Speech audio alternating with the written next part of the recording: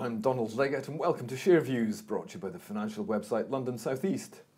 Our guest today is Colin Hutchinson, Chief Executive of Ascent Resources, the AIM-listed operator of the Pesishovsky gas field. And he's here to give us an update on the latest from Slovenia.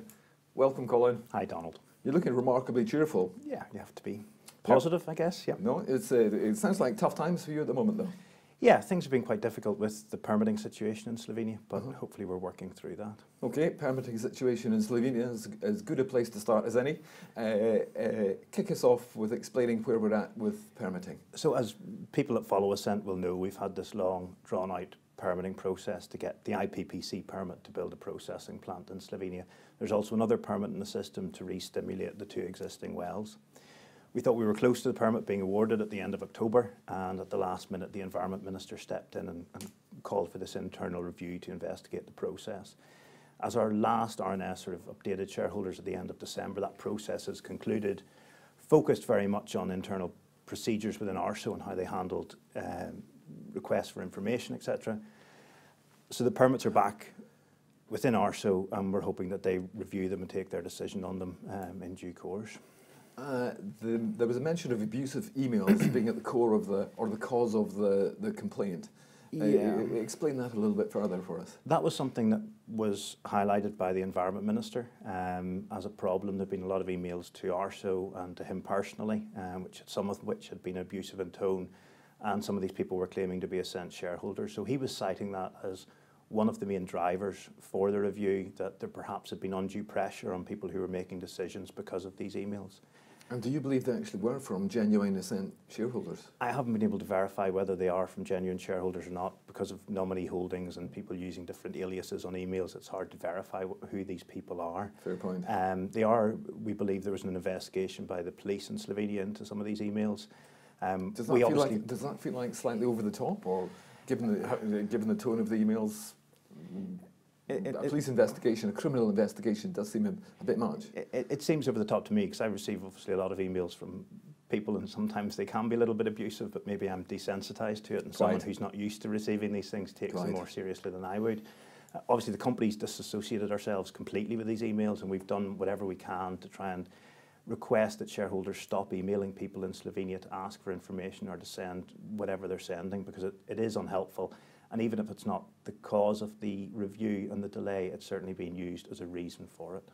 So to what extent should the more sane shareholders be hacked off by the rogue ones? Yeah, I think there have been some of these emails. I understand people are frustrated with how long this process has gone on, but I think sending emails of that sort is never appropriate and it's never helpful. Okay.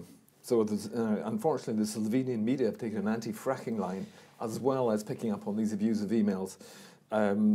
So to what extent has fracking become an issue in Slovenia? It's always been something that those people in Slovenia who are against the project have raised as an argument why we shouldn't be allowed to progress. Now, the assertions they make are completely misguided and misinformed.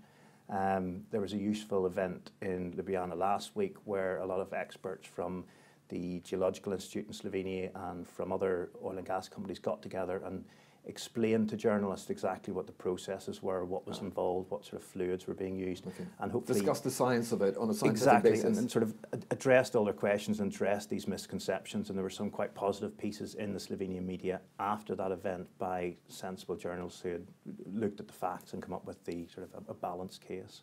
That's very good news. So against all that backdrop, do you think these permits will ever be granted? I have to believe and be hopeful that the permits will be granted. We've done everything that we possibly can do to satisfy any questions that the Environment Agency have raised, and we've followed the process now for 4 years, despite the court case that went against us in 2016, which obviously was completely outside of our control and was due to the misapplication of EU law in Slovenia. So we've done everything we can to answer any questions and follow the process properly. So if the process works as it should, then the permits should be awarded. I can't see any reason for them not to be. If they're not awarded, then we're obviously progressing other options to bring legal cases. But those options are no longer a strategic review because you've ended the strategic review, no partner. Why no partner? The strategic review went on. We started that in April. We did a fairly extensive marketing exercise with GMP First Energy, spoke to anyone who could possibly be interested in the project, and the overwhelming reason why people backed away and weren't able to put an offer on the table was because of the permitting situation, that it's just too unpredictable in their eyes, and they viewed Slovenia as a very high-risk environment for foreign investors. So we took the decision at the beginning of December to come out of that process and to continue to progress things in Slovenia and elsewhere. And the obvious question is, where next? You briefly mentioned the legal process in one of your earlier answers. Is legal process one of the avenues for you, one of the routes? It is one of the things that we're actively pursuing at the moment, and we've been talking to a lot of lawyers to develop our case. It's quite a complex case. There are a number of different routes and frameworks that can be used. There's EU law, there are bilateral investment treaties, there's an energy charter. So there's a number of different avenues that can be pursued, and we're actively building our case with legal experts in London and Ljubjiana at the moment. What are the early indications from the lawyers? Do they tell you that you actually have a case or not?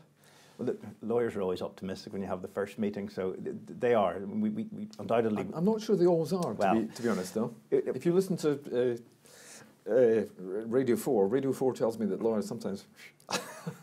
Well, we've had some very positive meetings with lawyers so far. Sounds good. I believe in the merits of our case. I think the administrative court ruling in 2016, where EU law had been misapplied, clearly, in my mind, is something that we should be looking at in detail.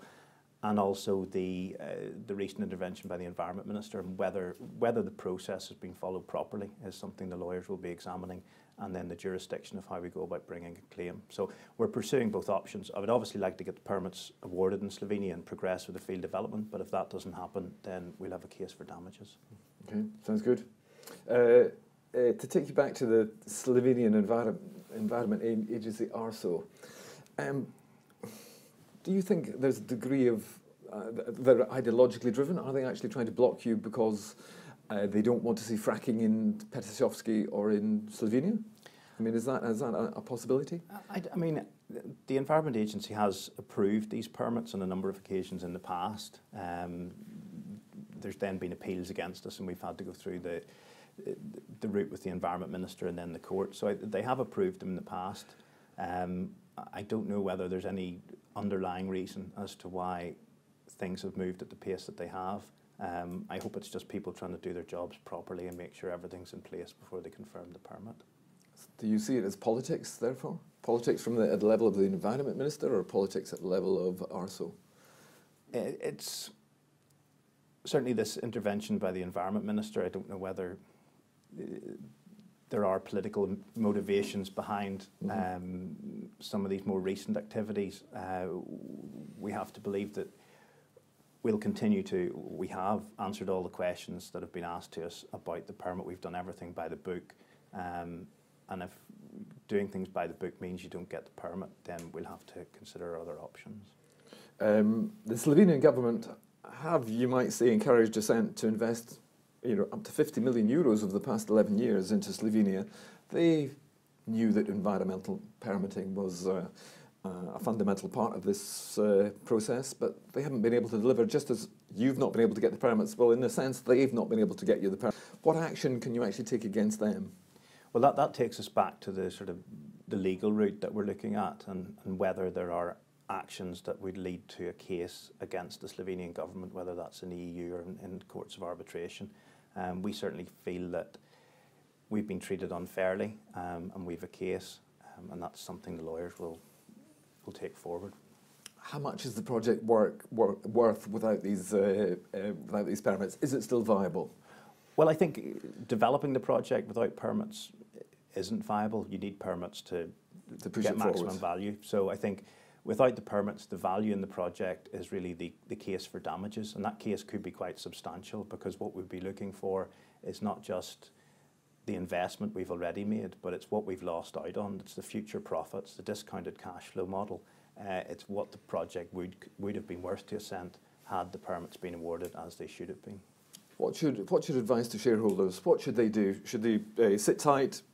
What's going to happen in the next year that's going to do anything to the share price? Two things. Well, I think that what's going to happen over the next year is the permitting situation, we will either have the permits awarded and progress with the project, or we'll be taking a case for damages. Either way, we'd expect to get more value from the asset than the current market cap. Colin Hutchinson, CEO of Ascent, thank you very much indeed for joining us. That's very interesting. Thank you. Thanks, Donald. And if you found this interview useful, please subscribe to London South East on YouTube. Thank you.